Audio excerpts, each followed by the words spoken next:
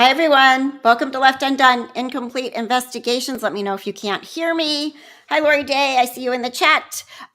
Okay, so welcome, everybody. It's another Monday Night Live, and I did have some requests when this case came up for me to bring my nurses friends back. And, as we said before, they are between us, we probably have 50 years of nursing experience or OB experience, I would think. What is this? Hold on. Something just decided to start. A weird commercial just came on. Like, I wasn't ready for that. So, anyway, if you're new here, please say hello in the chat. We will, and if you're watching the replay, welcome. Thank you. Please hit the thumbs up, like, and all that stuff. Hi, Carrie. Hi, Angel Hugs. Good to see you guys. So, I don't know if you know about this case. Some of you do. I know Lori, you do, and Carrie, you do. It is a case that is being brought against a hospital, nurses, doctors after a delivery of a baby that wound up not making it, dying in labor. So we're going to talk about that. I'll go over the case and then we're all going to talk about it. Now, Kayla isn't here yet. She had to take her son to get x-rays because he hurt his arm and it was hurting worse. And she's so making sure his arm is broken. So when she comes in, we'll let her in, and then I'll bring Carla up in a minute here. And then let's see, my mods are here, two of them. And then anybody else that rolls in the door, obviously they can back up and see where we're at. And thank you. Good to see you too, Angel. Okay. So let me bring Carla in. Carla in. And Carla's here. Hello. So hi, Carla. So Carla's been a labor and delivery nurse for a long time. She still is actively working in labor and delivery as well as working where I work at High Risk OB Case Management. Mm-hmm. So how many years have you been a labor and delivery nurse? 7. Yeah. So it's a long time. Yeah. So I worked labor and delivery for 14 total and 7 here, High Risk OB. And Kayla, like a long time too. Yeah. Kayla's been a nurse longer than me. I want to say, what did she say the last time we were on? Maybe like 10 years or something. But she has a nurse longer than me. Yeah. Okay. And people don't realize that labor and delivery is a specialty. It kind of is one of my pet peeves when people are like, oh, you get to work with the babies, because it is a critical care area and people don't realize. And things like this do happen. And that is why it's critical care. Yeah. And that's why a labor and delivery nurse doesn't have more than 2 patients at a time. And if they're pushing, you only have that one, because there's reasons for that. A labor patient needs a lot of attention and you have to pay attention. You're watching the baby monitor, the mommy monitor, everything. Yep. Yeah. So basically you have 4. If you have 2, you have 4, because you're watching, not only mom, you're watching baby. And when things go bad in L&D, they go bad quick. Very quick. Exactly. When they go bad fast and bad, like bad. There's not like a medium bad. There's like bad, like we're going to crash somebody. Percy, yeah. You are not allowed to be doing that. Sorry, it's this dog. So, I mean, I have so many stories of my gut going, uh-oh, this is bad. We need to crash this patient. Stop. Crash this patient right now to the OR. And then you're pulling the patient to unplugging him. Everybody's like, what's going on? I'm like, we got to go. And then the whole team, everybody on the floor comes, splashes, the betadine, and boom, you got to get that kid out. So it's definitely a very high stress place to work at times. Kind of always, really, because you have to be on your toes, because something might happen. When things happen, they just happen like that. Yeah. And, and a good labor nurse obviously is going to support her team as well. So you may just have the one patient, but you're also helping everybody else. Nurses got to step away to go into a room with the patient and get an epidural or go to the bathroom really quick. So it's not uncommon for a nurse to be like, hey, can you watch room such and such for me, because I have to run and do this really quick. So sometimes you're watching the whole board. Yeah. Yeah.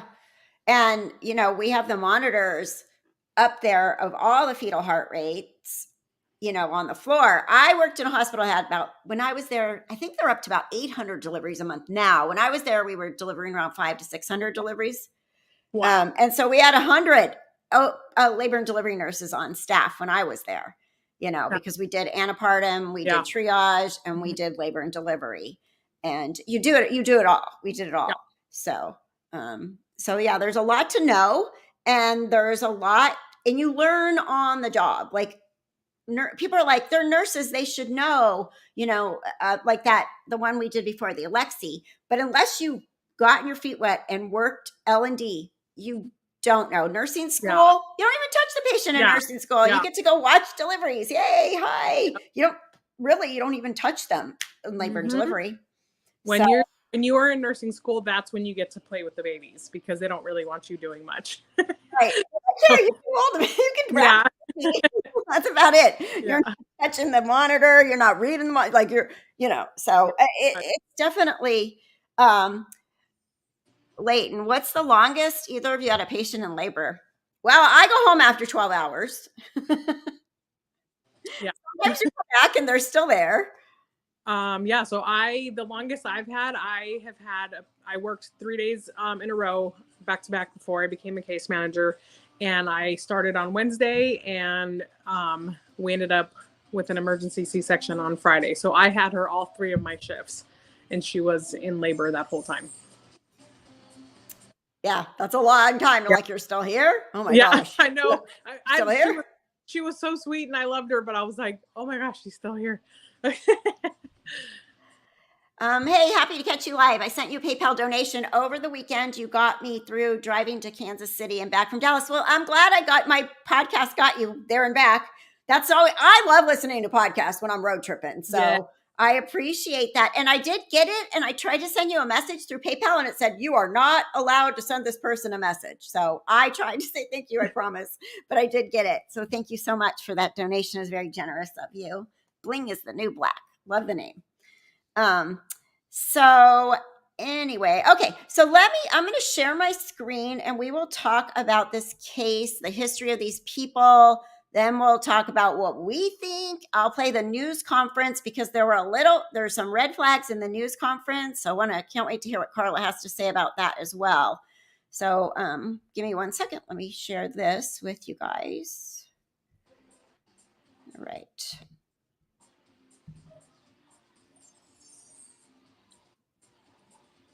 Okay. So my mod, PLM, she put together this little thing for me with all the info in one place. Oh my gosh. What?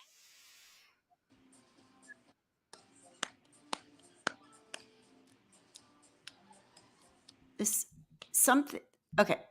It's a news thing that I have up that I want to show you, but it keeps playing on its own. So it's like, okay, we're going now. Okay. This and share. Okay, so this is the outline and the information she put together for us so that we know. It was the woman that was pregnant. Her last name is Ross. The boyfriend, his last name is Taylor. So this says Ross Taylor, infant shoulder dystocia death. It took place on July 9th, 2023. So just last month. Yeah. At Southern Regional Medical Center in Clayton County, Georgia, Riverdale, Georgia, which I guess is about 13 miles south of downtown Atlanta, Georgia. Because her parents are Jessica, she is 20, and Treveon Isaiah Taylor Sr., he just turned 20 in June. So they're very young, very young. And the doctor, her name is Dr. Tracy St. Julian. She's an OBGYN, and her star rating is mostly 5 stars until this incident on her reviews. So their baby shoulders became stuck. This is what they say. Baby shoulders became stuck in the vaginal canal, a condition known as shoulder dystocia. Baby was allegedly decapitated by gross and excessive traction applied to the head. Parents are suing. So this is the doctor. This is Dr. Tracy, a board-certified obstetrician, gynecologist. She has been practicing in the Atlanta area since 2005.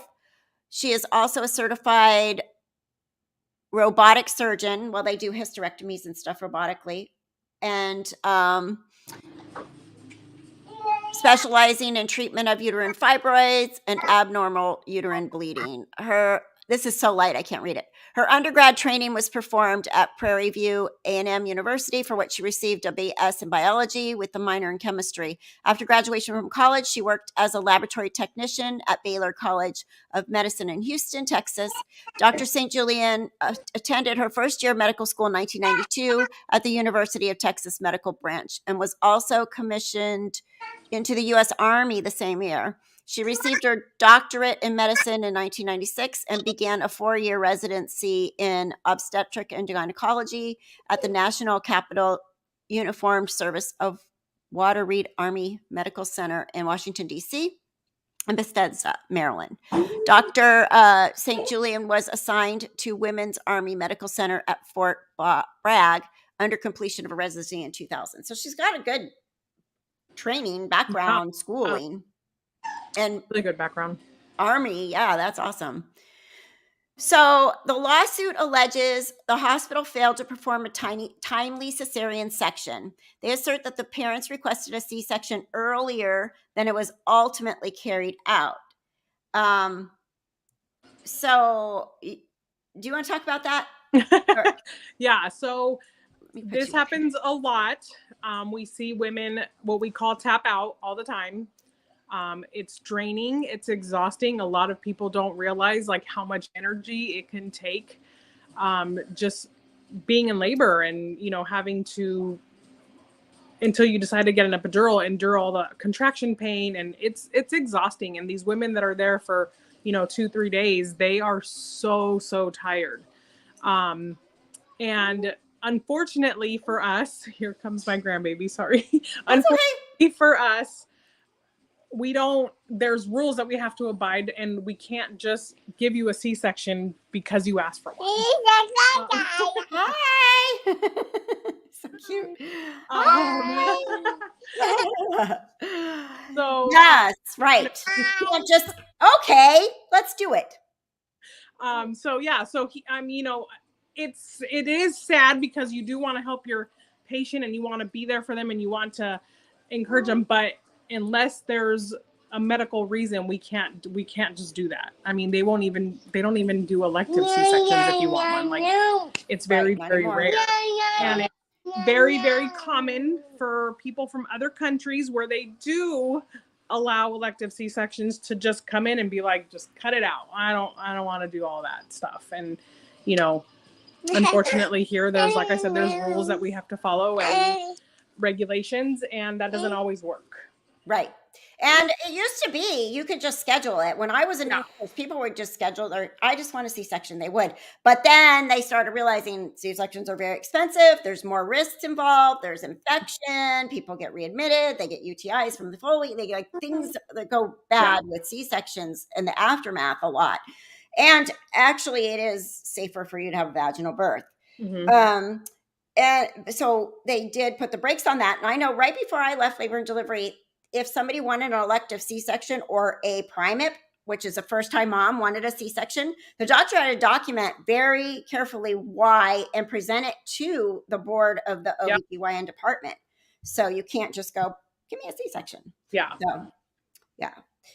So that, and Kayla and I were talking about, because my daughter, when she was in labor with her first baby, I was there. It was the worst labor I've ever been to, which really wasn't. It was actually a really good labor, and she went really fast, but it was the worst labor I've ever been to because I was the mom, the grandma, you know, in this whole thing.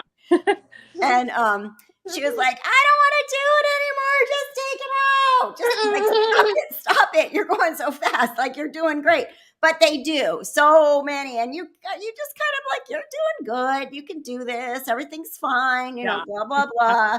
When they're like, can I just have a C-section? And then especially if you're tired or you feel like you're not accomplishing anything there, because it is really weird as the patient when you're giving birth, you feel like nothing's happening. Like, what? Yeah. Especially with you have an epidural. Like, what do you mean I'm only 5? Yeah, I've gotten in the practice of letting people know if I get them for an induction or when they're in labor and, you know, they've been admitted, I have made it a point to make sure that I point it out to them. There's going to be a point where you hate me. I don't care how good I am to you this whole shift. There is going to be a point where you don't like me, and it's because you're going to be exhausted and you're getting closer.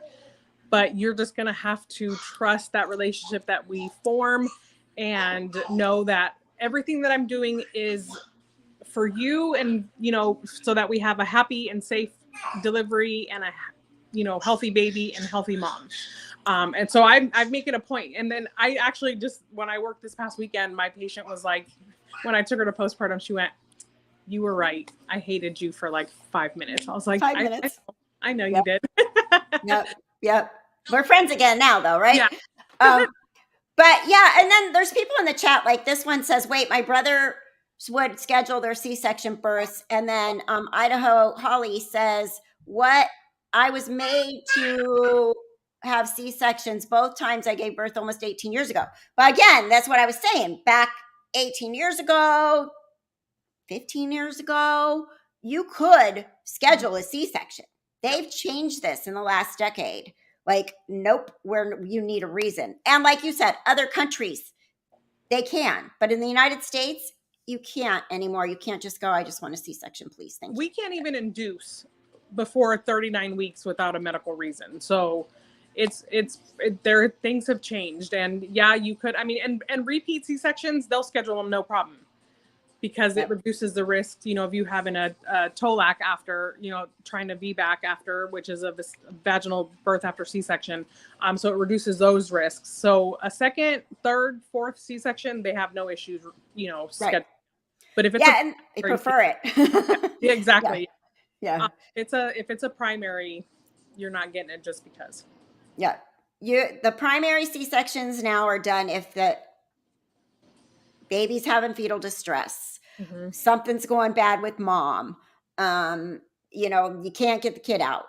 You pushed and pushed and pushed and pushed and pushed. That's a C-section.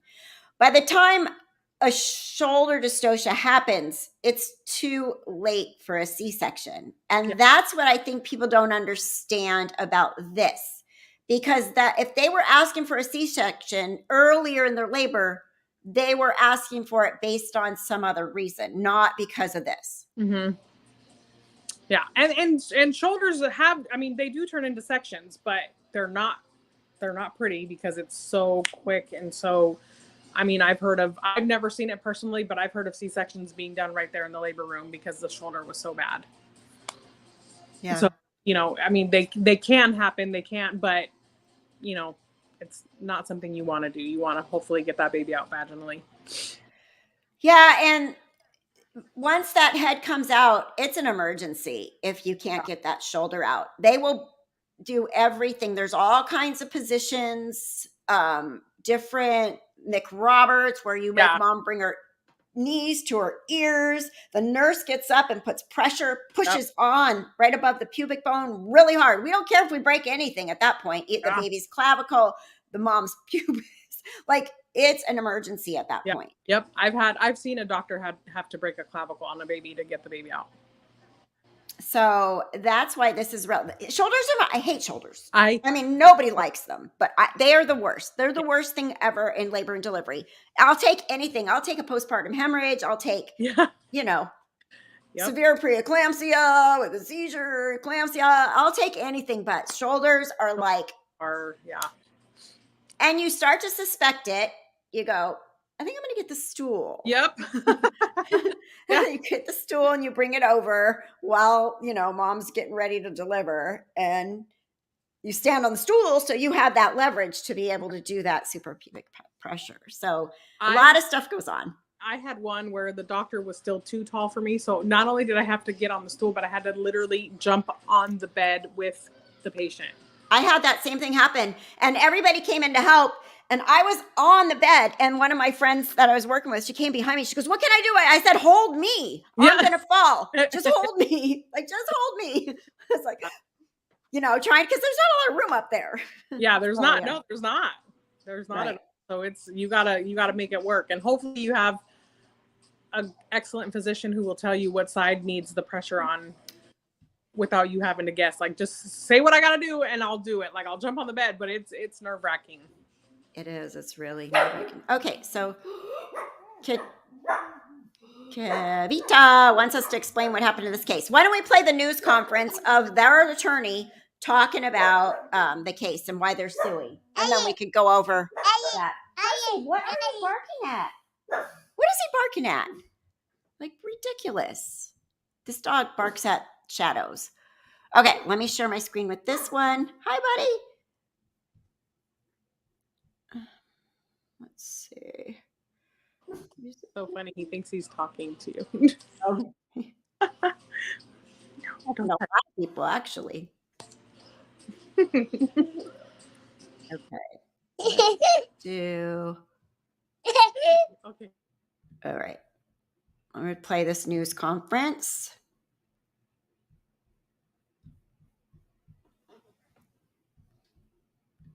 So we're here today, but we're here.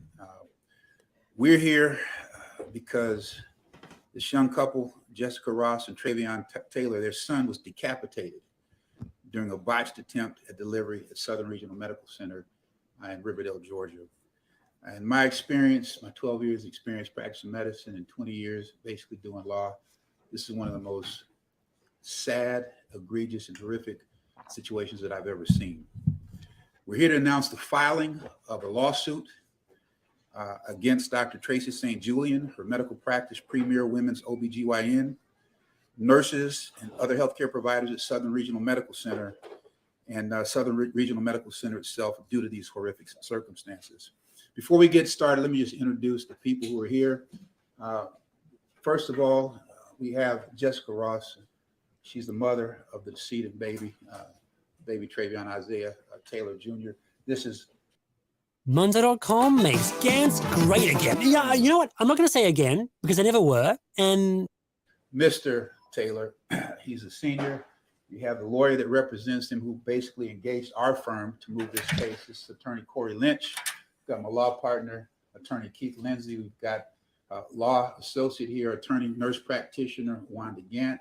And then we have she just finished law school, but she's studying for the bar. This is Clark Edmond. We also have Sho Watson in the back here. He's a senior associate or senior partner or counsel with our firm. Let me just cut straight to the chase and talk about the case itself. The case that we have filed is a wrongful death case on behalf of baby Treveon Isaiah Taylor Jr. It's a medical malpractice case, but it also has another twist to it, which unfortunately happened.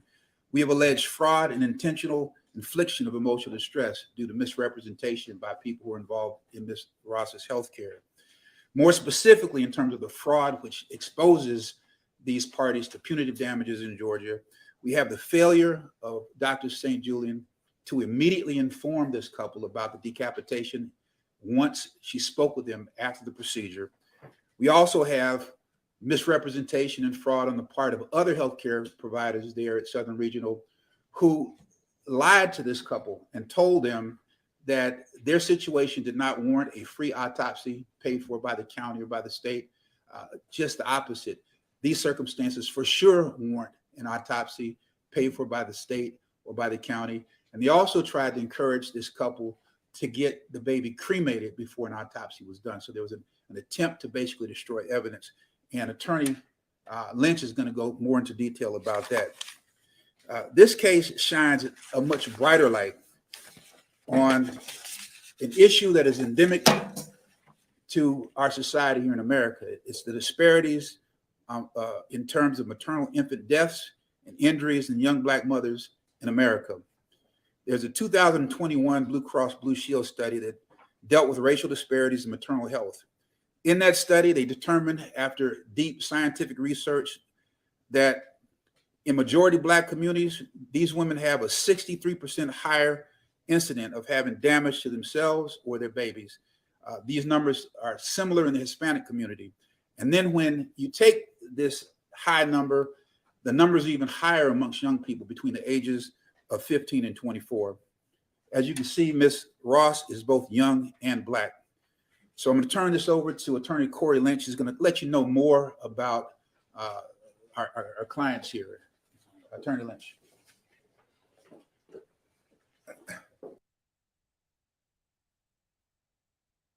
So I want to say a couple things about that before we continue it. I yes, the racial disparity is a thing. It's a big problem. They've noticed it, and it really is a thing. It's really sad, but it's happening everywhere. Um, as far as this goes, when they said that there was a cover up, I find that part really interesting too. If they really didn't tell them the baby was decapitated and what happened, and they didn't call the medical examiner in California, any demise, any baby Yeah. born over 20 weeks, you have to call the medical Mhm. examiner. So that's a problem right there for Yeah. sure. Yeah. And the funeral home was the one that let the family know what the shape the baby was in. And so there was something else in there. Did you get anything from that you wanted to talk about so far? So I mean, I heard about this case, obviously. Number one, I didn't realize how young those parents are. Jeez.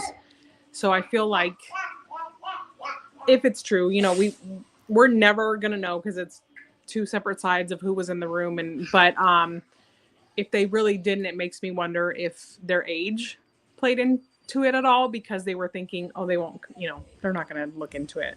Right. As somebody who's older and wiser knows, or would go after it, or maybe they even thought financially they wouldn't be able to look Sue into them. it and Yeah. and get help to, go after him, and obviously they did. So I thought that was interesting because that girl looked like she was 12. She's like this big. Her stature is a problem right there. Yeah. Yep. Hey. That's a risk factor. As small and round as she is, Mm-hmm. definitely. Yeah. Yep. And then I think that was it. That was the only thing that really came to my mind. Was I was like, wow, she's young. So it just makes me wonder how they use that to their, or tried to use it to their advantage, thinking that they wouldn't go after them or look more into it. Oh, yeah. Okay. I'll let them continue here. Let me bring that back up. I keep losing my mouse because I have two screens and it keeps getting lost on the other one. Okay. Here.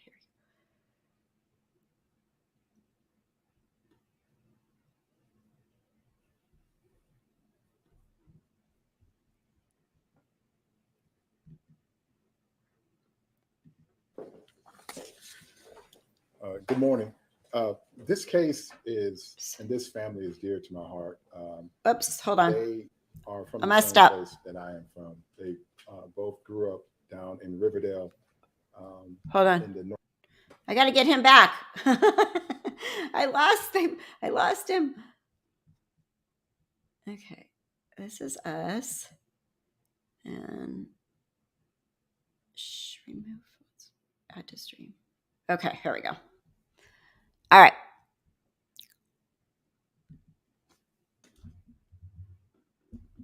The North Clayton High School area, and they both attended North Clayton High School. And so that's home for me. That's where I grew up, and they hold a special place in my heart. And it's unfortunate that the healthcare providers at Southern Regional Hospital, after this horrific incident, told them these things and tried to hide what actually happened. And they also did not report the death to the authorities of Clayton County or the Clayton County Medical Examiner. This report was made by a funeral home. And after the funeral home waved the flag and alerted the authorities regarding this, it wasn't until then when Dr. St. Julian told the family what actually happened. Up to that point, they had encouraged the family to, hey, just have a cremation done. Oh no, you cannot do a autopsy. Well, if you want an autopsy, you have to get it paid for you by yourself. You're not entitled to that.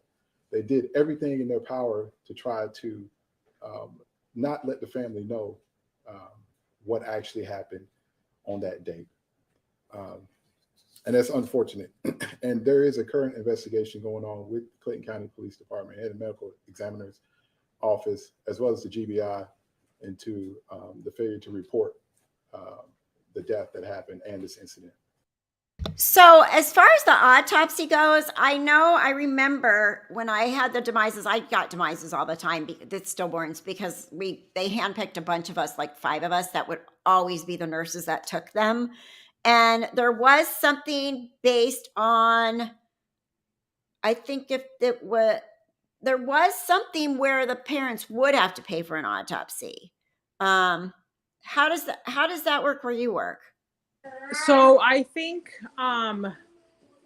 for all demises, they don't have to pay here, I'm pretty sure. I'm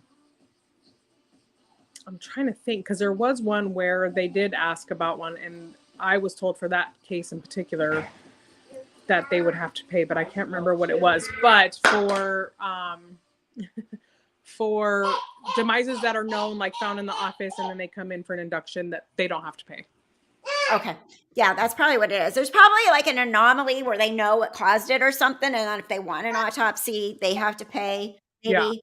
Because I was trying to figure out why did I have to tell some people they might have to pay for their autopsy? Because I remember having to tell them that. And then has he talked about the cremation part yet? I don't think he did. Mm-hmm. Yeah, he did. Because I watched this a bunch of times, so I don't remember where. Yeah, hey, whoa. If they're covering it up, that makes sense. But there's also a lot of crematories will offer to cremate a stillborn, a demise, a newborn, a neonatal death, and not charge. Mm-hmm. So that it's actually something that is given by a lot of the crematories. The funeral homes will pay for it, will offer to pay for it, will not charge the family for a death like this. So I don't know if that's what was happening. They were like, okay, you don't have to pay for it, it'll be paid for. And they're taking it as if they were being bribed, like, we'll pay for it, so you don't telling us, kind of thing. I can see that happening. Yep. So that may be a little bit twisted there. Okay, I'll continue.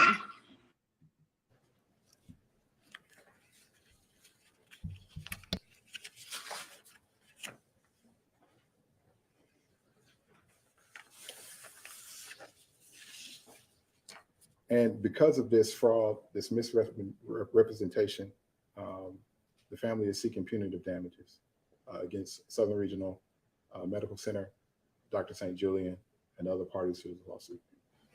Attorney Lynch is going to tell you a little bit more about our clients also. All right, Jessica and Treveon met at North Clayton High School, and that's where their love story begins. They've been together for a little while, and they were so excited about the birth of their first child, and they went to Premier for care because they were close by, they were in the neighborhood, and because there were women doctors there, and they thought that they would get the best care there. But unfortunately, their dreams and hopes turned into a nightmare that was covered up by Southern Regional Medical Center. And that's why we're here today. Thank you, Attorney Lynch. Let me just tell you very briefly, let me just tell you all about what happened, okay? On July the 9th, 2023, just a few weeks ago, Jessica and Treveon, they were excited. She was 37 weeks pregnant at that time, and they were really, really looking forward to the delivery of their firstborn child. Her water broke at about 10 o'clock in the morning on the 9th. Appropriately, she went over to labor and delivery over the Southern Regional. They admitted her and put her on an IV and gave her some medicine to basically progress the delivery. She labored for about 10 hours, and then probably around about 8:40 in the evening, she was fully dilated, and they told her to start pushing. Well, during the course of the pushing, the baby stopped descending. There's something called a shoulder dystocia, fancy word for saying that the baby's shoulders could not fit through the pelvic girdle. It got stuck by the bone there in the pelvic girdle. That was recognized, and what wound up happening after that is just brutal. Dr. St. Julian came in, and she, in the process of trying to deliver this baby, pulled on the baby's head and neck so hard and manipulated them so hard that the bones in the baby's skull face, and neck were broken. When Dr. St. Julian finally took Miss Ross to the operating room for a C-section, cesarean section, where they cut the belly and deliver the baby through the abdomen, when the womb was open, the feet came out, the body came out, and there was no head. The head was stuck in the vagina, and the head subsequently was delivered vaginally. The baby had been decapitated. Dr. St. Julian was grossly negligent for applying ridiculously excessive force on the baby's head and neck. Dr. St. Julian and the nurses at Southern Regional Medical Center, they were grossly negligent for not getting the help of the on-site in-hospital OB in a timely manner. They have a hospitalist obstetrician who's there on site. And when doctors have problems with delivery, the first thing you do is call them and you get help. You get another perspective, another angle. This was not done in a timely manner, negligently.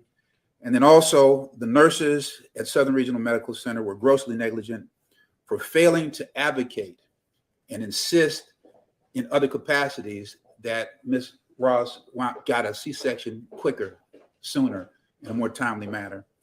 So those are the allegations that we claim in this suit. We just filed it. We're going to be very, very aggressive with the discovery. We're going to put all of these people who were in the room under oath and find out what they have to say specifically about what happened that tragic, tragic evening. That is the essence of our suit. So, as far as I've never had I haven't had one. I haven't had a baby die during a shoulder, but once that head's out and you go to deliver that baby in the OR, it's almost impossible to deliver a live baby at that point. Yeah. Head's out. Yeah. Body's not out. That is the most terrifying thing about a shoulder, is that you know that if this doesn't come out in these next couple, I mean, it's imperative to get that baby out stat. And when you're going into a minute or 2 minutes, 3 minutes, you're like, oh my gosh, like that's my thought. Like immediately I'm like, this, my longest shoulder was 2 minutes and 45 seconds. And it's like 10 years in nurse years. It literally feels years. Like it's the scariest thing ever. Yeah. But so I have to say this. Did he say the head came out vaginally? Yes. So like the baby was actually decapitated. It wasn't internal. Correct. Because he said the head came out vaginally. So what I'm thinking happened is it was just too late. Like that head was out and it was stuck. And there was, and I mean, because if you think about it, you can't get the head back in. You can't get the body out. Everything needs to come out. What's left? Yeah, I thought it was an internal decapitation. I did not realize, because I know I heard somewhere that they said that they wrapped the baby a certain way and told them not to unwrap the baby. But I thought it was because, so like my kids were asking, and I was like, so the reason why they probably did that is because even though babies' heads are floppy anyways, like an internal decapitation meant there was nothing supporting that neck. And so the baby was literally probably just like, so that's where I thought it was an internal. I did not know that they actually decapitated that baby.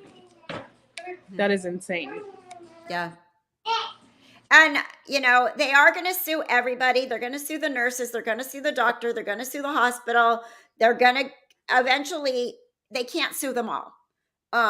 That's how lawsuits work. And the only reason I know this is my aunt was, she got listeria poisoning from a bag of lettuce, and she got septic, and they, initially in the lawsuit, she was in a coma for like a month. I'm surprised she lived through this. But in the end, it was explained to me as you can't sue them all. You have to sue one. So they wound up so the Kroger grocery store, whatever, Kroger, they were involved, but Dole was the salad maker the manufacturer.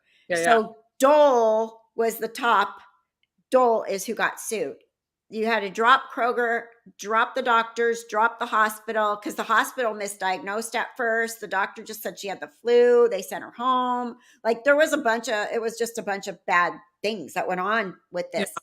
But in the end, they could only sue one. So they go for the deepest pocket. So, and we were always told that, don't even, like, I was told not to carry malpractice insurance at the hospital. Yeah, that's what I was told, because then they come after you. Right. Instead Right. of going after, the doctor or whatever. But yeah, I was told the same thing. I know plenty of nurses that have it, but I've never carried it. Yeah, me neither. No. So that's the thing, and yeah, but the problem is in a situation like this, like the Taldiva says, don't blame the nurses. I can't blame the nurses on this at all. A shoulder happens, like legs are in stirrups, doctor's there, head comes out in the middle of the delivery. The nurses are going to do what we talked about in the beginning, help with the maneuvers to get those legs back, push that pubic bone, pop that shoulder out.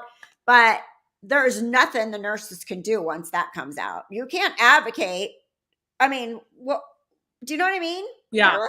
Yeah. What are you going to do? There's not, at that point, you're doing everything you can, but I think there's just so much going on in that moment that is you're advocating. You're doing what you can with your maneuvers, what the doctor will allow you to do. And then at that point, it's just, they have to call it. We can't, so. Yeah. I mean, and I'm going to continue because the way he explains some more of this, it's really weird. Because in some of this explanation, they're basically saying the head wasn't out, but the head had to have been out. So that's what I'm not understanding. And we can't hear the hospital's side. We don't see, it's HIPAA. So they can't tell us what happened on their end. Yeah. These people can tell us what they think the hospital did wrong. But when it comes down to it, it's going to be a lot of probably go to court or something or a settlement. But the hospital is denying any wrongdoing. They said the doctor's not an employee of the hospital, which is true. The doctors don't work for the hospital unless they're a hospitalist. They are just got privileges there. Mm-hmm. So I don't know if people know that, understand that. Like a regular OBGYN at your doctor, your OBGYN, she can deliver at a hospital but they don't work for the hospital. They are their own business. They are their own business. Yeah. So and which is why they call them privileges, because the first thing you do wrong, your privileges are gone. They don't have to let you deliver there. Right. Okay. Let me go back to this. We'll let him talk some more on this. Sue, that's the essence of the press conference, and we're going to open things up for open things up for question right now. Have you spoken with the hospital? I mean, why do you think they're trying to cover this up? Yeah, we cannot speculate about what the motivations were for the lack of candor, the lack of disclosure, the misrepresentation, and the fraud. We will find out because we're going to put everybody under oath, and they're going to swear, and they're going to tell us what they were thinking. We don't know.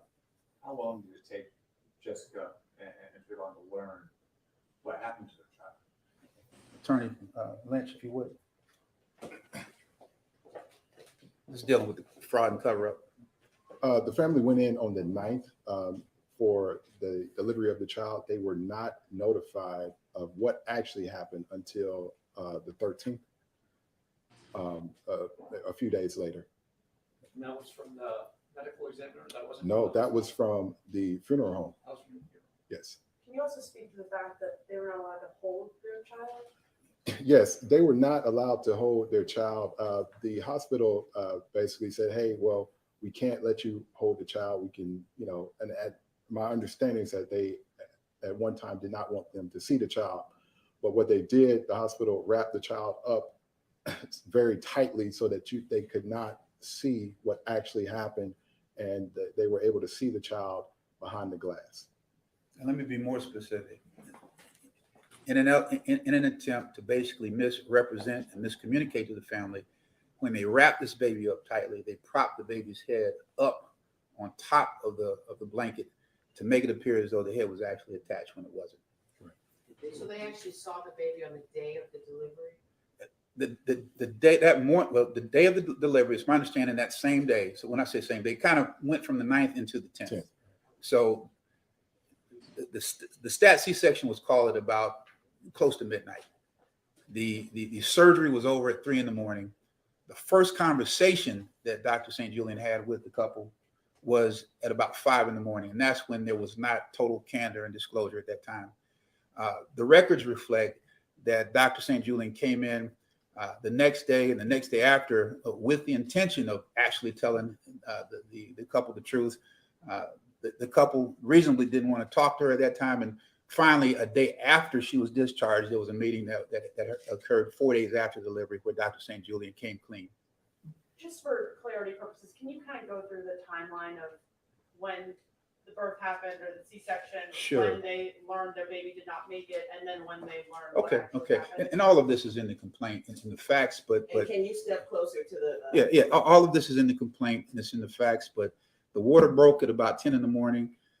They were admitted into the hospital at L&D at about 10 in the morning, 10, 11 in the morning. The labor continued at about 8:40 in the evening. That's when she was fully dilated and she started pushing. All of the shoulder dystocia and the failure to sin occurred from 8:40 until about midnight. At about 11:49 p.m., after Dr. St. Julian had been manipulating the head and the neck and the like, trying to get this baby delivered, that's when she finally called for the stat C-section. And they took Miss Ross from the labor delivery suite, which is a separate room.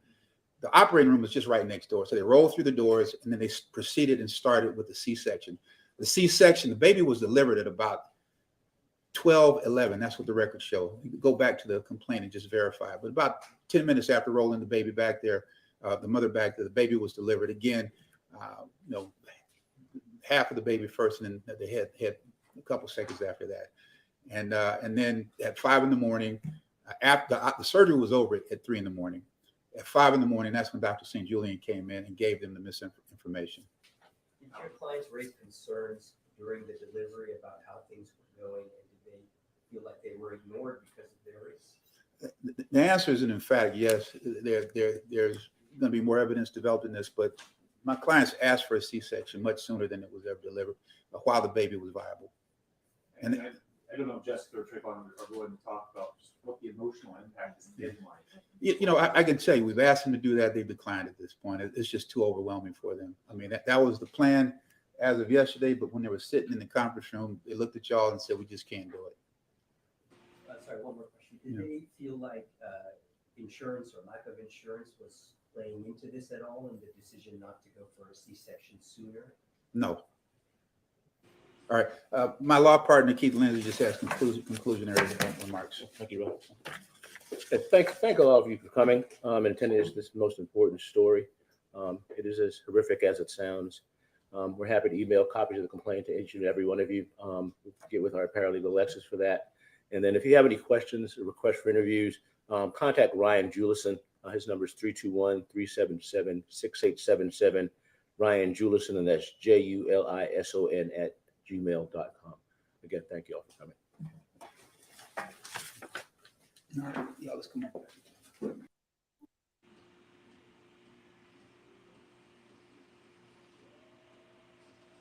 So,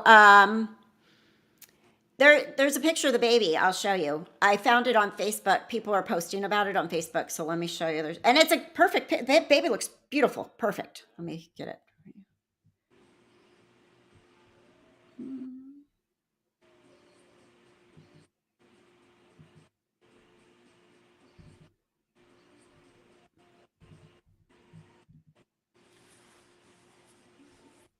So this is, obviously they got him wrapped, which looks totally normal to me. Yeah. The way they wrapped him, but he clearly was alive. I mean, it doesn't look like he's been a demise for very long at all. Right? Yeah. I mean, they do have a certain look to them. I mean, you can tell when it's been more than a couple days. Yeah. So. Oh my God, that's so sad. Yeah, it really is. And then this comment here, this is all very local to me. The hospital itself, from Cindy O'Neill, the hospital itself is in a really bad area, but the women's center is fairly new. It's very nice. I have been an RMA for 20 years, and I've seen Dr. St. John making rounds. And then she said something down here a little bit more. at PFH. She has always been very well respected. So at that point, if there's a cover up, I probably wouldn't. I don't know. I don't necessarily think I'd blame the doctor if they covered it up at this point, because I don't know. I mean, I'm just speculating, you guys. Yeah. This is like total speculation. Like it just seems very, very strange. Now, I can see them not wanting to hold the baby. If the baby's head is completely off, I would discourage anybody from holding the baby. Yeah, for sure. I think, and then that's another thing. Did he say they rolled her back like at midnight? Yeah. And they didn't finish till 3? Yeah, weird, right? That's That's too long. That's way too long to be back there. So that's the other thing. I mean, unless you're totally now distraught by what you just witnessed and it took her a little bit to compose herself to finish the section. Yeah, maybe. When he said that, I was like, wait, what? Why were you back there till 3 a.m? But yeah, I don't know. It's so hard to say, because the first thing that I thought of was, she was trying to protect her reputation and her practice, Yeah. But I just don't. Would they all be in cahoots for that? Like, I don't think I would be as a nurse. Yeah, I don't think that I would be okay with lying to a family. So I'm like, I don't know. Unless she just got to the nurses and was like, it's not just going to affect me, it's going to affect everybody. So, and they were like, okay, let's do what we can to protect all of us. I don't know, but I would not be okay with that. I would rather be fired before about what happened. I would be like, and this is the other thing. Personally, this is how I would view this and how I would explain it if it was me. If this head came out, couldn't get the body out, delivered the body, head had to come out vaginally, inevitable because of that. I mean, you can't come out both ways. Decapitated, I would have sat down with the family and literally explained, the head came out, we couldn't get the baby's body out. Your life is on the line at this point. Yeah. Your life is in danger. We had to make some decisions. Yeah. And unfortunately, it was a horrific thing, but we had no choice.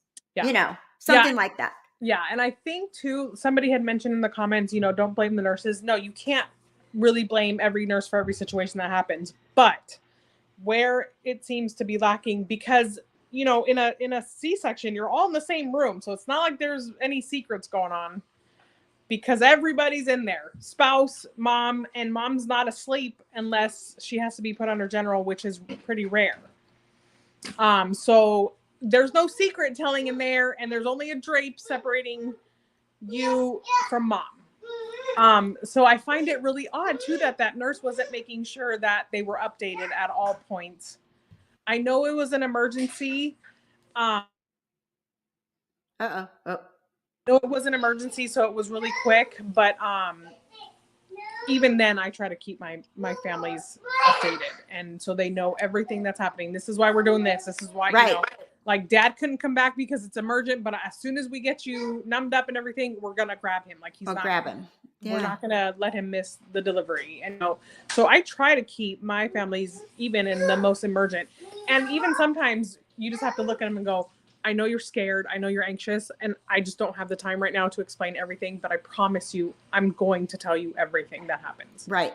And I always did that. And other people, like when we all rush in to do something, if everybody's sort of doing their job, sometimes I would go straight. If it wasn't my patient, I'd go straight to the patient and start explaining to them as this extra person, like, okay, this is what's happening now. This is what happened. If you have the extra hands, I did that many times with somebody else's patient. Yeah. Mm-hmm. Yep. Reading Cindy's comment. I don't think it was a true decapitation like people think. It happened to the neck, spine, correct, ladies, inside the body. No, because the head came out vaginally from what they're saying. So it was. You can't. Yeah, Cindy, I was under the same impression. I thought it was an internal decapitation, which just means that the spine's, completely severed, but the head's still on the bodies. That's what I was under the impression as well. But from what that lawyer says, It was not. It was totally separated from the body. So if that's the case, that I don't even want to ever, God forbid, please, Lord, just always have your hands on me, because my Yeah. I can't you even imagine? imagine. Being in that. Yeah. Here's another thing. Let me show you. This is PLM. She found, my mod found this to show you guys. So the presentation of the head here. Then the shoulder, they rotate, like, and the head goes down and up, to get out. Delivery of the posterior shoulder. So the anterior shoulder, the top one, comes delivered first, then the posterior shoulder, if you can kind of picture that, and then the baby in the umbilical cord, the rest of the baby. So it's kind of like a down and up, baby comes out. So what happened here is this is a shoulder dystocia. When this is it, your head's out and this is stuck. This is your body's stuck in there. So what do? That is why we hate shoulders so much. Yes. We had when I had my son Michael, he's 24. There was a family pregnant at the school at the same time, and the principal was like, "Did you hear about what happened to so and so's family?" And I was like, "No, bad shoulder, baby died, same thing." I don't know about decapitation stuff, but baby died. I also recently had a patient that I was dealing with that was having another baby. I think you remember me talking about this, and her previous pregnancy, baby died due to a shoulder. I went back and read all the medical stuffs too. So it happens. It probably happens more than we even think. Yep. For sure. It does happen a lot more. I remember as a new grad, the facility that I got hired at, I had gotten a new job at a different facility. And my last night, after 2 years of being a labor and delivery nurse, I had my first shoulder. And I wanted to cry. I was like, why did this happen to me? I've almost waited 2 full years without a shoulder. Yeah, they're such a blur. And 1 minute, they're like, the doctor's like, looks at the clock, start the timer. You're supposed to time. Like, it's literally 12 on the dot. Okay, we're at 15 seconds. We're at 30 seconds. We're at 45 seconds. We're at 1 minute. Or blah, blah, you're like, okay, and they have all these different maneuvers. So Lori Day is saying, so what do you do? What are you trained to do in this situation?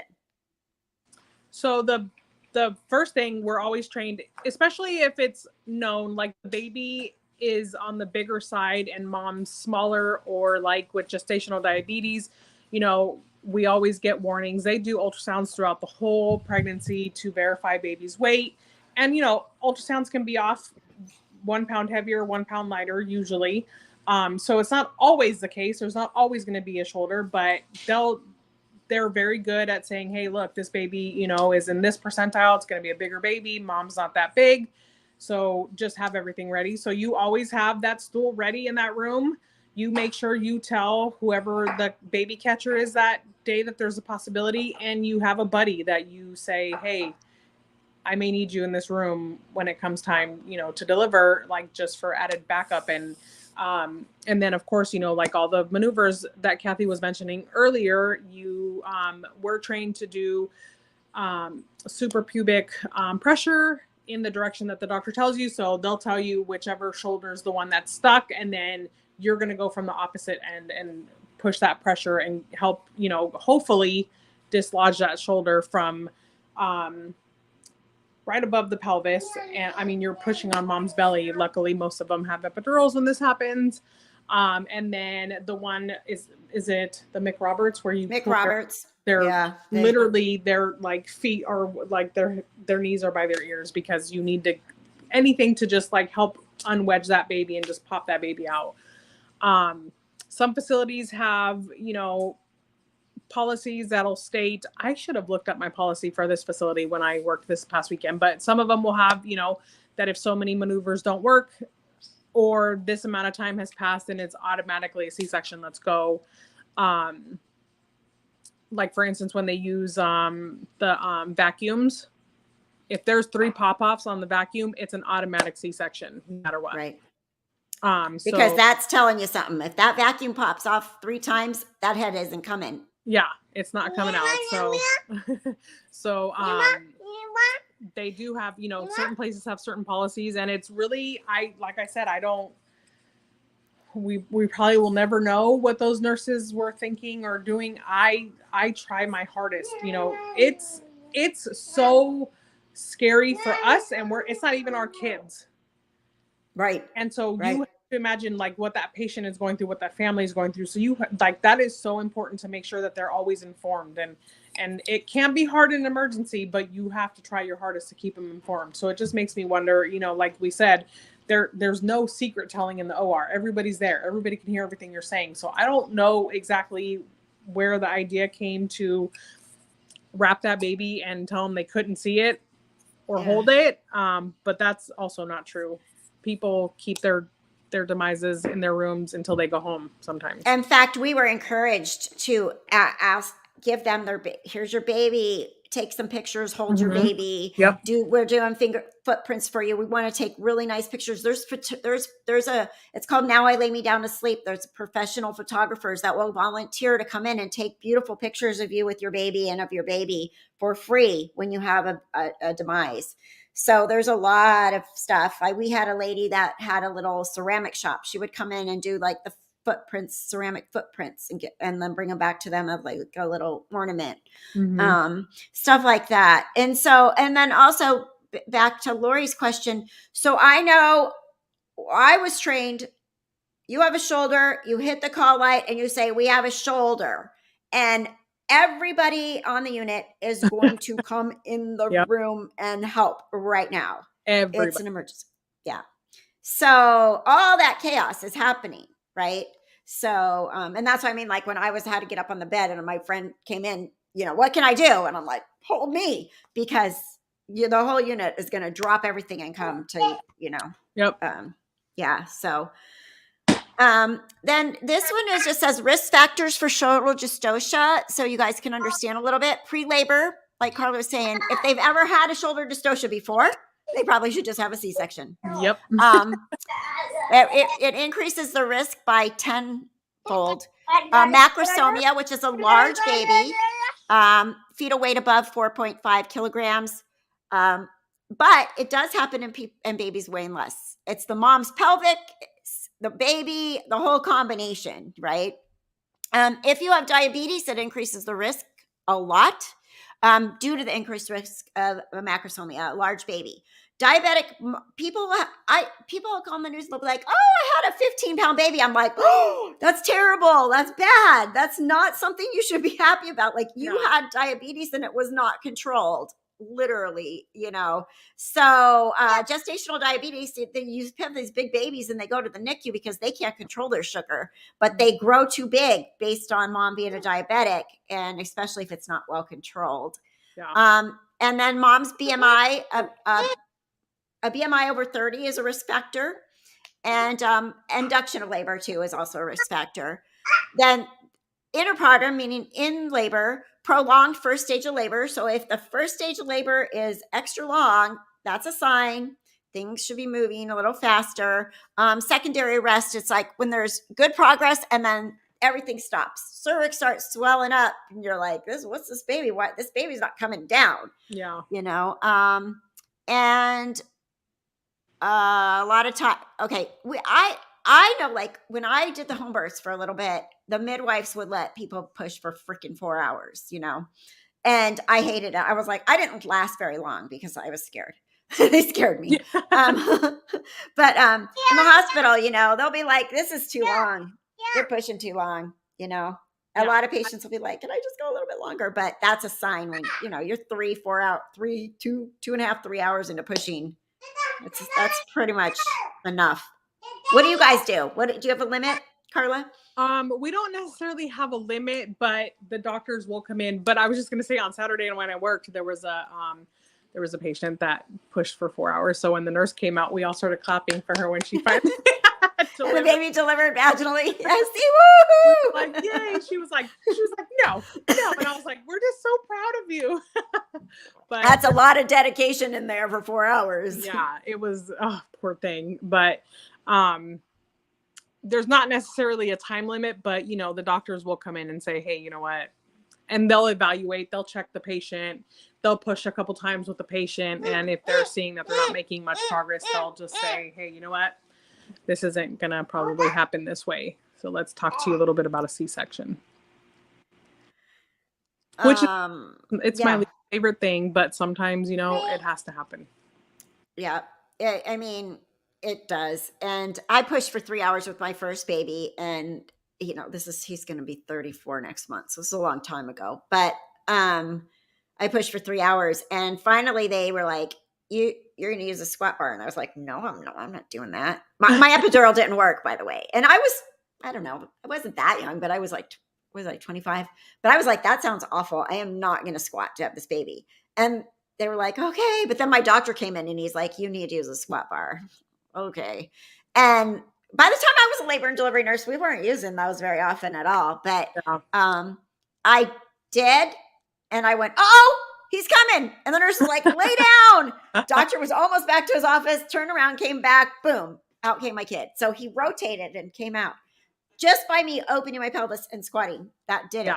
So there's different things that, you know, gravity is your friend when you're having a baby. Is. Yeah. And they have like these spinning baby classes where they teach you all these maneuvers to help bring those babies. I mean, it takes a lot of practice. It takes a long time to get there, but there's, you know, sometimes you can just check a person, and if they have all this space behind the head, you're like, oh, that baby's OP and wedged in a funky manner. So we're going to have to do a lot of maneuvering to get that baby to turn and be where we need it to be.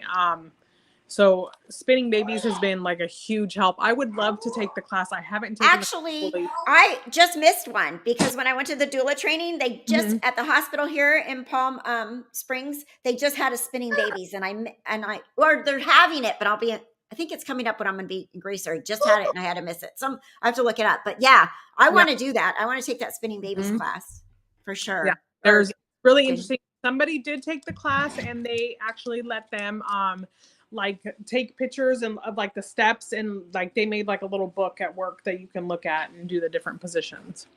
Really? Mm-hmm. That's cool. Spinning babies. Yeah. See, it has its own website, spinningbabies.com. And they go to other hospitals and stuff and talk to you and teach and educate about this. But it was just here. And the lady that I went through the doula workshop with was encouraging us to go. So there's, you know, all that kind of stuff, those maneuvers. Leighton says, are home births very common at all? I mean, people have them. They have them. Yeah. They're more common now. But we get a lot of, unfortunately, like a lot of failed home births. And sometimes we get like aftermath, whether it be like a hemorrhage or something, or sometimes we get like really infected moms who were birthing at home for too long, and then they're infected now with choreo because their water was broken for so long. And then sometimes we just get the failed ones that have to come in for emergency C-sections. Yeah, and that's why I was saying I did home births for a while, but it scared me because that's what was going on. I was like, we need to go, you know? Yeah. This is not good. Yep. The hospital nurses know. They're like, there's something wrong. Get him out of here. We need to go. Yeah. You know, like, oh my God, we're still going to keep trying. Oh no, you know, like, please, you know. So yeah, I didn't like it. It scared me. I just felt like my nursing license was on the line because a lot of times they will push it to the limit, a lot of the home births, because they don't want to take their patient to the hospital. Yeah. And I give midwives mad props. Like some of them are like amazing because they're very hands-on and they're there, and they, you know, sometimes I feel like I'm at work for no reason when there's a midwife. There's a midwife, they'll push with the patient. The OBs are like, what do you mean you called me already? Yeah. And so it's crazy because they do so much. And I mean, I'm like you. I don't think I would like to work at a birthing center. I think it's just too scary. And, you know, but the ones that work in the hospital, they're amazing and they do so much. So I know it's because you want so badly to give the patient that home birth that they wanted and that delivery that they wanted and have that wonderful outcome, but sometimes it's just not possible. Yeah, I was only there for like 2 months when I did it, and I had 2 postpartum hemorrhages, and of course they don't have an IV. They don't even have IV access. So then they're like, "Start an IV on her." Like, "Oh, okay, right." And the moms are like, they don't even know what's happening. They got their baby in their arm now because the baby's out, and they're having a postpartum hemorrhage, and I'm trying to get an IV in them on a regular bed in their house or in a birth. I was like, "Oh." And then I had a baby that had to be resuscitated. Baby came out. Dad was like, "Oh." Mom was bleeding too much. So midwife was busy. I'm the nurse. There was a doula there, and that's it. And they were like, "Baby's not breathing." And I was like, and the dad was like, "No." And I'm like trying to get the baby from the dad, and he wouldn't give me the baby. And I was just like, this is giving me, I wanted to call 911. Like, and I finally got, I was so flustered. I put the PPV on backwards. Like, I've been doing nurse for all these years, and I was like, "Oh my God, this baby's gonna die right in front of me." So I couldn't deal with it. I was just like, I need my NICU button. I need my code. Yep. Know? Exactly. I need NICU in the room for these cases. Yeah, it's too much. It can be fun and rainbows and sunshine, but man, like I said before, when stuff goes south in L&D, it happens very quickly. And we know too much too. Because how many people do you know that's had a baby? Most, like, as a regular average person that isn't in a hospital delivering 2, 3, 4, 500 deliveries a month for 10 years, your friends have babies, your sister has babies, people have their stories, but you don't experience, you're not on a floor where shit's going on down the hall and this is going on and you have to go help with this and this this severe preeclampsia is here, and like, there's a lot of stuff that can go wrong. So we totally know too much. And and then, when you have a busy facility, like the facility that I work at on the weekends, they have about 500-600 deliveries a month. They're pretty busy, and there's times where, there's more than one person delivering at once. And guess what? You're now the nurse and the catcher, because the catcher that was assigned to be the catcher is in another room, and they have to prioritize. They have to go to the room where there's the most risk. So, you have a 41 weeker who has no issues. You're alone. I'm going to be in, such and such room where there's a GDM mom. Right. There might be a shoulder, or there might be something, going on with the baby. Yep. So let's see. Do you guys have any questions in the chat? I think it'll be interesting to see where this lawsuit goes, if anybody settles, or if, that goes to court. I'd be really interesting to see if it does wind up going to trial for some reason. Let's see. My ex had hospital privileges, so he videotaped the entire delivery. It's still terrifying to watch. Your delivery? They can be. Even sometimes now I'm like, oh man, when I'm, in a delivery and I'm like, there's certain things, because you learn something new every day. I don't care how long you've been a nurse, you're going to learn something new almost every shift. Every day. And so sometimes you're like, oh God, that's scary. I've never seen this. Or when you start seeing, the doc like go for the scissors to like cut the patient so that, the baby comes out smoother. And I'm like, no. I still can't look at those. Yep. The very first time I didn't see anything, he did it so fast, and I had turned to my computer to chart, and I just heard it. And I was like, Snip. Oh my gosh. I didn't even want to look. I was like, I'm not looking. The episiotomy, when I first started in 2002, they were pretty routine. They were still everybody to make room. And, you just see that tissue. Yeah. Oh. And snip. I just. Yep. Yeah, it makes a weird like sound, and you can just hear this, and you're like, oh God, I don't like it. No, I know, it's yucky. There's a lot of yucky stuff that goes on in there. It's a messy place. It's very bloody. It's lots of bodily fluids. I've had blood in my eyeballs. It'll squirt. Sometimes the cord will squirt when they go to cut the cord. It's, Yep. I've had in report, they told me that patient was ruptured And it might have been true, but there might have been a 4-bag, and I was pushing, and with the pressure of her pushing, it all just came out at me. Like a water balloon. Yeah, it was on my face. It was all over my scrubs. I was like, oh my gosh. And then I was like, okay, let me just call somebody. And then I she gotta was go change. I felt so bad. She was like, I'm so sorry. I'm so sorry. I was like, it's not your fault.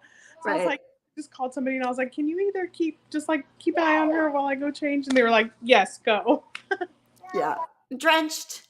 Yeah. I got a little amniotic fluid on me. Yep. I know I had to go through taking HIV testing two times as a labor and delivery nurse because of getting blood exposure. Both time it was blood in my eyes. Yeah. Oh. Like I wasn't wearing. I should have worn glasses a lot sooner. I think maybe. Yeah. I don't know, because some people will wear. Do you wear goggles in your I don't wear deliveries? goggles, but my glasses luckily have protected me several times. Yeah. You're like got a little bloody. Yeah. Yeah. Yeah. I know every time something happens, I like take a picture and I send it to my husband, and I'm like, guess the stain. And he's like, that's so gross.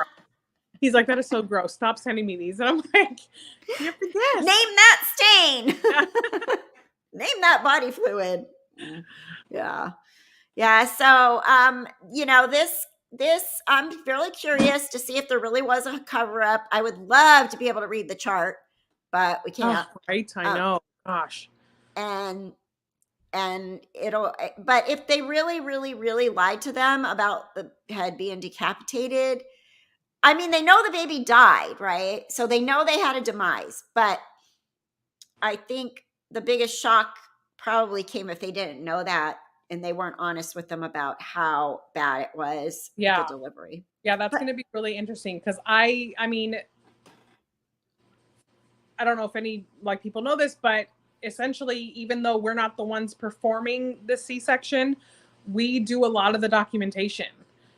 The doctor does do a delivery record, but we're doing it real time. Yeah, we're doing it real time. We have all of our times. If you don't have a computer in there and you can't chart, you're writing everything down by time on a piece of paper so that when you go back into the PACU, you can chart everything. And so I find it really odd that somebody would cover this up and then feel like okay to lie on even some of the documentation. Yeah, no. I mean, and even the placenta. Okay, baby's out at 12:11, placenta's out at 12:12. That's all documented. Yeah. So and like I'm super curious as to what the heck took until 3 a.m. And the AROM too, because if your water isn't broken when they do the C-section, they cut open, they got exposed, they pop the bag. That we have to document the minute that happens too.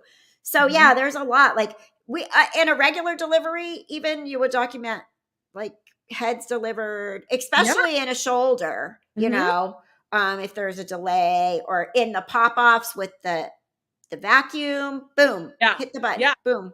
Exactly. Pop off, pop off. Somebody had asked earlier what we're trained. That is drilled into your head. You have to know times. Like it is so important to know what time the first, the vacuum went on, the first time it popped off, timing is everything. So there's a marker, luckily, on our monitors. You just hit that button and it puts a little arrow on your paper.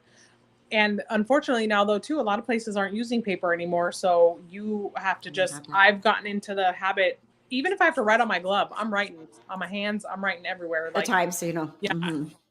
Yeah. Because it's super important. So that's part of our training too, like to know what time the shoulder dystocia started, what time it ended, the outcome of it, obviously. So it just makes me, and I mean, we'll never know because we're not going to see the documentation, but it'll be really interesting to see because I find it just, like I said, I would rather lose my job than to lie to a family about something like that. Same. Yeah. I mean, I think they deserve to know every little detail. So it's very strange. And why should there shouldn't be any secrets in this whole thing. So that's just weird. It was a terrible, tragic thing that happened, but terrible, tragic things do happen in medicine. So why is there a cover up? Like, is there really a cover up? I'm super curious. I'd love to hear. The hospital statement is that the doctor isn't an employee of the hospital and they didn't do any wrong. But that's pretty much it. That's about all they say. They can't say much because of HIPAA, I'm sure. Yeah. And the lawsuit, but it'll be interesting to see what happens next with that. But it's terrible. It's sad. It's tragic. And there's a reason why people go to the hospital to have a baby. Exactly. Exactly. Yep. So, okay. Anybody have any more questions? You guys good? I think that was good. We did, we're about hour and a half almost in. Kayla, update on Kayla. Her child has a fractured arm. So, Oh yes. no. Yeah, she said, because earlier today she's like, okay, so I have this story, and she's like, I remember your story. My son was playing volleyball in high school, and he came home and he's like, I hurt my hand really bad. I think my hand's broken. I'm like, put some ice on it. It's fine. And then it was like, it doesn't look very swollen. It's okay. So he goes to school the next day, and he calls me when he's leaving. He's like, Mom, I think my hand's broken. I'm like, what? He goes, my friend so-and-so thinks it's broken. I'm like, oh, your friend thinks it's broken and your mom's a nurse. Okay. Like I was kind of messing with them. Like, oh, okay, let's leave the friend. And then he's like, no, I really think I should get checked out. I'm like, well, I'm not going to the ER. I was being a brat, but I said, but we can go to urgent care. Let's go to urgent care. So we went to urgent care and they did an x-ray and they're like, oh yeah, his hand's broken right at the growth plate. You need to go see the specialist. Like, oopsie. So I told Kayla this story, I guess, at one point. And so today she messaged me. She's like, my son hurt his arm, but now he's saying it hurts even more, but it's not swollen or anything. And she goes, I remember your story about your son. Do you think I should take him to the ER? I go, just find an urgent care. So find an urgent care that has x-rays and go there. And so now she texts me and she's like, I'm at the urgent care. Hopefully they read his x-ray real quick. And I told her, just come on here when you get home. And she said, we have our first broken bone in the house. They sent us home saying sprain, but then called us on our drive home to say the pediatric radiologist read it and it is fractured. So she's got almost the same kind of story I do. So I think we all do that as nurses because I did the same thing to my daughter. Did you? She went 2 days with a broken arm. See, I mean, if you're not dying and you're breathing, so hard. I'm okay with it. Like, yeah, we know what's going to happen. We know how long we're going to have to sit there and wait. Stupid ERs are awful. Yes, I hate it. I'm not going to spend the rest of my night in an ER because they're not going to take you right away anyway. Like you're going to be at the bottom of the list with your poor hurt hand. Yes, that's exactly it because there's more important people there. So you're like, yeah, take the chest pain. I don't care, but at the same time, I care. Like, yeah. So yeah, it kind of sucks to be a mom nurse because you're like, you're not really going to die from this. Yeah, exactly. But my kids will tell people, my mom never took us to the ER. I'm like, yeah, have you been to the ER? They're like, well, yeah. And he goes, well, yeah. They go, well, yeah, you only took us if we're dying. I go, exactly. And did you die yet? No. So I took you to the ER when we needed you not to die and everything's fine. Because they'll be like, I hate the ER. I do not take them unless they absolutely had to go to the ER. You know, it's not a clinic. It's for emergencies. So, but yeah, my kids will still tell people my mom would refuse to take us to the ER. I'm like, cause you weren't dying. Yeah. My kids will do the same thing. They'll be like, you made us wait. Did you die? Yeah. Did you die? All right. So I guess thank you, Carla, for being here. You guys can ask us, I'm offering you, but any other OB cases, I think it's really interesting to talk and to educate people on it because people don't understand a lot of the behind the scenes stuff that goes on. So I appreciate you. No problem. So thanks so much. And I will take you off and I'll see you at work tomorrow. All right. See you tomorrow. All right. Thanks. Bye. So you guys, my other camera never worked. It looked very grainy. That's it. I appreciate you all. Thank you so much. I am leaving 2 weeks from today to go to Greece. I will be gone from the 4th of September and not back until the 20th of September. And then I go back to work on the 21st. So I'm going to be a little scarce now because I got to get ready for this trip that I've been talking about for over a year, as you know. And then, I will update you from there. My travel channel is Beyond the Empty Nest. It's Catherine J. Brooks, Beyond the Empty Nest. And I will be posting stuff on there when I'm on my trip if you want to check it out. So I do appreciate you. And thanks, everybody. Anything else? Anybody want to say anything before I go? You're good. Thank you, mods. Lori, Ruby, Carrie, Layton. Who else is here? I think you guys are all here. And everybody else that joined us tonight, I really appreciate you. Funda Cruz, Cindy O'Neill, Morning Glory, and Kavita Diva. You guys are all in the comments. Idaho Mom Reports, Holly, thank you so much for your comments. And Holly did ask us to maybe cover the one about the nurse in the UK who was just convicted of killing all those babies in the NICU. NICU isn't really my thing, but we could definitely go over that one because that one's really tragic and sad. And the Dr. Grande, do you ever listen to Dr. Grande? He's basically thinks she has Munchausen by proxy, which I also think Lori Vallow has with Tylee. All right, that's it. Happy weekend. We survived the hurricane. FYI, I was right in the middle of the hurricane out in the desert. The 10 freeway, we can't get out of the Coachella Valley. The 10 freeway, last I checked, still, it was shut down in both directions. You cannot leave Palm Springs or go to Arizona like we are stuck here. It was completely washed out. My neighborhood did okay. My house did good. I did use sandbags. My house did great. We had to backwash the pool a couple times because it was getting really full. But we had like almost a year's worth of rain overnight in one day. So it was really crazy. And we survived. But 2 houses down, a tree was down. Another neighborhood in here was completely flooded. The road coming into my subdivision was completely flooded. So it was scary. I just sat there and watched the Weather Channel for the whole weekend. Like, it's coming. It's coming. So we did good. We made it through. Who would think a tropical storm in the middle of the Southern California desert? It was just so bizarre. So thank you guys. And I will see you soon. Stay safe, stay well.